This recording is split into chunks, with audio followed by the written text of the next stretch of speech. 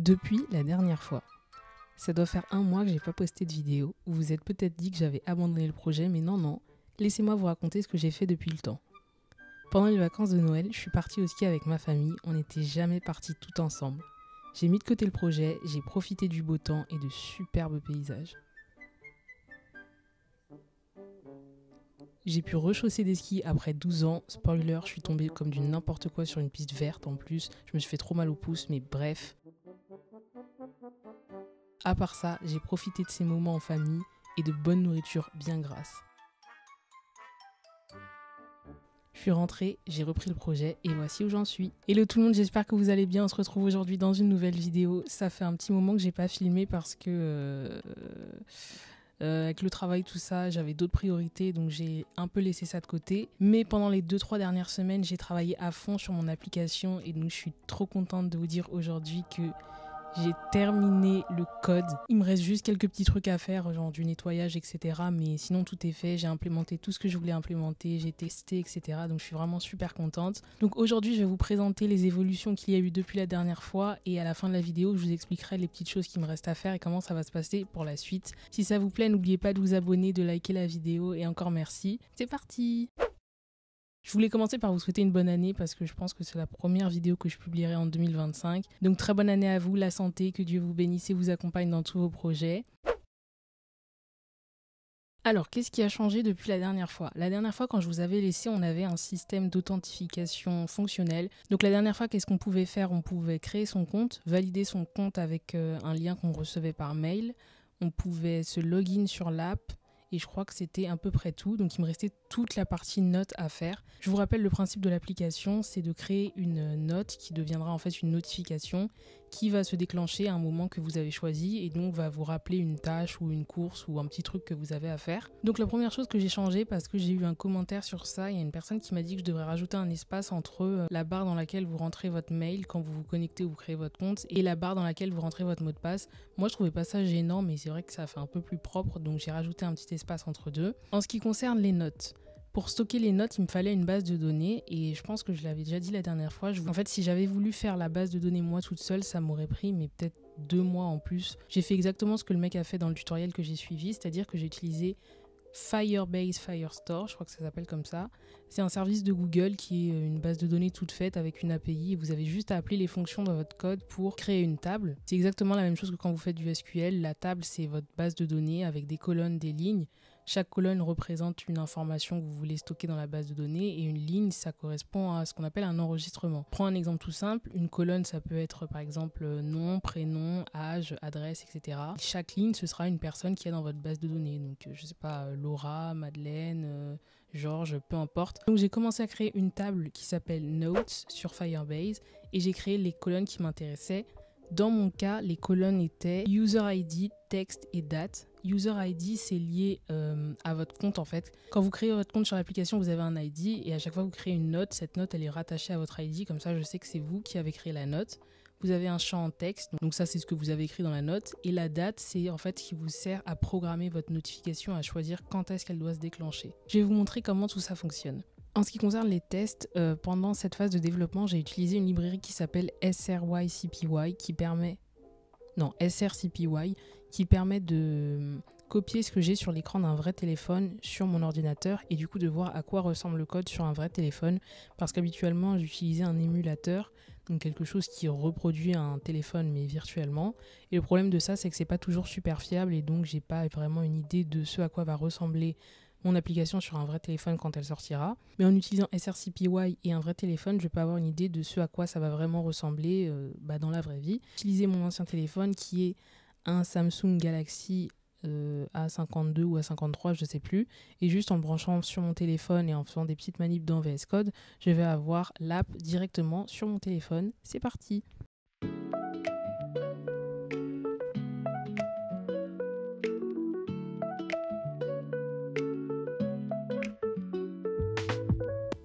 Je commence par créer un compte avec l'adresse mail que j'ai créée spécialement pour le développement de cette application.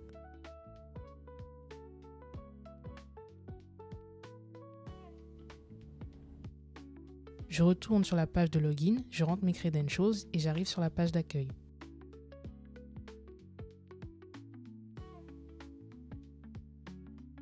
Là, dans la barre tout en haut, je clique sur un petit plus qui me permet de créer mes notes. Ensuite, il me suffit de taper dans le champ texte pour commencer à taper une note. Quand j'appuie sur le bouton retour, si le champ texte n'est pas vide, la note est enregistrée. Et je peux en créer autant que je le souhaite.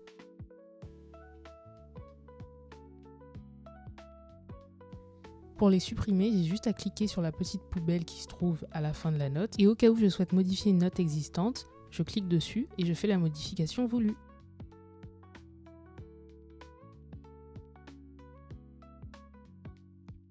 La deuxième partie est une partie qui a été vraiment compliquée, c'est toute la partie notification, donc programmation de la notification et déclenchement de la notification. Très franchement, la semaine dernière ou la semaine d'avant, quand j'étais encore en train de bosser dessus, il y a un moment donné où je me suis dit mais qui m'a envoyé faire ce truc? J'aurais dû faire tout le projet et une fois que j'ai fini l'application, je fais des vidéos parce que j'ai documenté le process. Mais là, ce que j'ai fait, c'est qu'en fait, je vous ai vraiment filmé, pas au jour le jour, mais dans le sens, je vous ai filmé mon avancement à chaque fois. Donc en fait, je savais même pas si j'allais y arriver. Et la semaine dernière, quand je travaillais sur la notification et que j'étais perdue, je me suis dit, mais comment je vais faire? Parce que je n'oublie jamais ces enfants. J'ai réussi, je suis super contente. Je crois que j'étais tellement contente la première fois que ça marchait. Il me semble que j'ai une vidéo.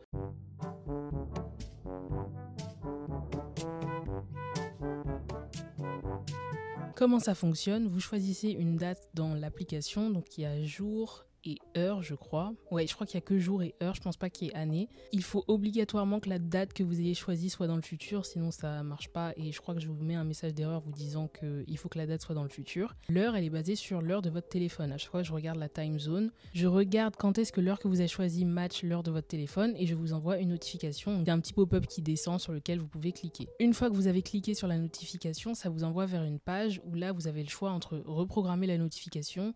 Si, par exemple, vous n'avez pas le temps de faire ce que vous aviez dit que vous alliez faire au moment où la notification arrive, vous pouvez la reprogrammer pour plus tard. Ou alors, vous pouvez cliquer sur un petit bouton que je crois que j'ai appelé « C'est fait ».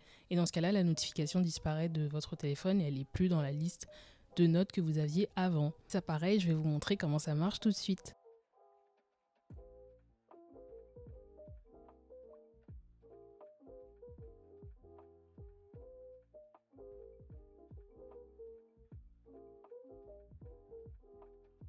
Troisième chose que j'ai rajoutée, il me semble, en fait je sais plus, peut-être que j'avais déjà mis le bouton, mais en tout cas j'avais pas fait la fonction qu'il y avait derrière, donc le bouton servait à rien. C'est un bouton pour réinitialiser votre mot de passe, enfin plutôt le changer au cas où vous l'avez oublié. Donc c'est un bouton qui est disponible sur la page de login, il me semble, sur lequel vous cliquez, on vous envoie vers une page, et là on vous demande de rentrer votre adresse mail. Et là, petite spécificité, si votre adresse mail existe, donc si vous avez déjà un compte, je vous envoie un lien et vous pouvez réinitialiser votre mot de passe. Par contre, si votre adresse mail n'existe pas, je vous le dis pas.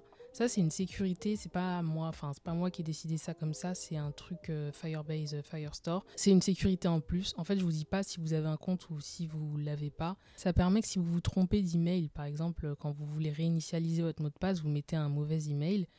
La personne qui a jamais entendu parler de mon application et qui a rien demandé, elle va pas recevoir le mail. De la même façon, quand vous rentrez vos credentials pour vous login sur l'application, si le mail est mauvais et que le mot de passe est bon, je vais pas vous le dire. Je vais pas vous dire il y a un problème avec le mail. Si le mail est bon et que le mot de passe est mauvais, je vais pas vous dire il y a un problème avec le mot de passe. C'est pour éviter que si quelqu'un connaît votre mail et essaye de se connecter à votre compte, bon après c'est une appli de notes, enfin je veux dire c'est pas une banque quoi, c'est pas grave. Mais la dernière chose sur laquelle j'ai travaillé, et ça vraiment, je pense que j'ai galéré sur ça plus que sur tout le reste, c'était les icônes de l'application et le petit écran de chargement que vous avez quand vous ouvrez l'application. Et c'était une galère sans nom, mais je sais même pas pourquoi j'ai galéré comme ça. En fait, il y a des bugs dans les librairies que j'utilisais et du coup, ça faisait n'importe quoi. Tout ça pour dire qu'au final, je m'en suis sortie, mais juste, vous n'avez pas les mêmes icônes sur iOS et sur Android parce que sur Android... oh là là, bref, j'ai même pas envie d'en parler. En gros, j'ai galéré, mais j'ai réussi à faire quelque chose de plutôt joli. À la base, ça devait pas être celle-là, l'icône. J'avais fait un truc trop mignon sur Figma avec un truc que j'aime bien, parce que j'aime bien me faire une coiffure avec deux pompons là, ici, comme ça. Et du coup, je me suis dit, je vais mettre ça sur l'icône. Et après, j'ai fait tester mon app à un de mes collègues et il m'a dit, mais pourquoi il y a un Mickey là ? Je fais ok, on va changer, j'ai pas envie d'avoir des problèmes. Du coup, j'ai changé et j'ai juste mis une main avec un crayon parce que je pense que ça rappelait bien l'idée de base et ça me plaisait. Donc, c'est ce que j'ai mis. Donc voilà où j'en suis pour maintenant. Maintenant, en ce qui concerne le reste, alors la première chose que je dois faire, c'est nettoyer le code parce que c'est vrai que j'ai vraiment beaucoup de commentaires et de messages de log. Je pense qu'il y a des trucs qui veulent rien dire dans le code. Il y a des trucs en anglais, des trucs en français, bref.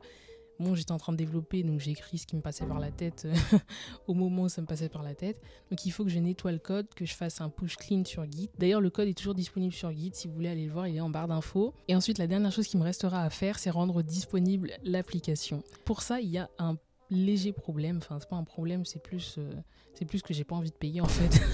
En gros, si je veux mettre l'app sur le Play Store, donc pour les Android, je crois que j'ai juste à payer une fois et je crois que c'est 25 € et je pourrais mettre des applications sur le Play Store à vie. Donc pour ça, c'est pas un problème. Le problème, c'est que pour iOS, donc pour rendre l'app dispo sur l'App Store, il me faut un compte développeur et le compte développeur, c'est 99 € par an. Vraiment, eux, ils savent chercher l'argent, j'en peux plus de...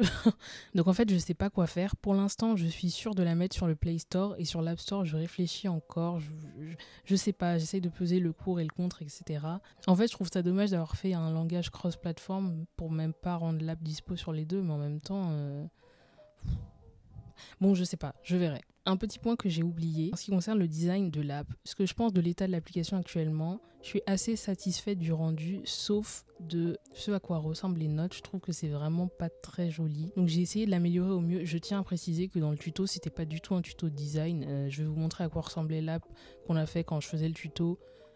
Voilà, donc tout ce qui est couleur, forme des boutons, espacement, etc. J'ai vraiment fait... c'est moi qui ai cherché toute seule comment on faisait, mais c'était pas dans le tuto, donc si c'est moche, désolé, j'ai fait de mon mieux. Je suis pas hyper satisfaite de ce à quoi ressemble juste cette page-là, la page de notes, mais sinon pour le reste, j'aime bien. Donc voilà, c'est tout ce que j'avais pour cette vidéo aujourd'hui. Je vous remercie beaucoup d'avoir regardé. Si ça vous a plu, n'hésitez pas à vous abonner, à laisser un like et un commentaire. Dites-moi ce que vous en pensez en commentaire. Donc normalement, je pense que si je perds pas de temps et que j'arrive à lancer le process pour que l'app soit sur le Play Store, elle y sera d'ici la semaine prochaine et de toute façon, je ferai une update. Je suis vraiment super contente d'avoir fait ce projet. Le lien du tuto que j'ai regardé quand j'apprenais à faire tout ça est en barre d'infos, donc n'hésitez pas à aller voir. N'hésitez pas à commencer vos projets. C'est le début de l'année, normalement on est tous un peu motivés, donc j'espère que vous vous êtes lancé dans votre propre projet et que vous faites quelque chose. En tout cas voilà, ce sera tout pour moi et je vous retrouve dans la prochaine vidéo.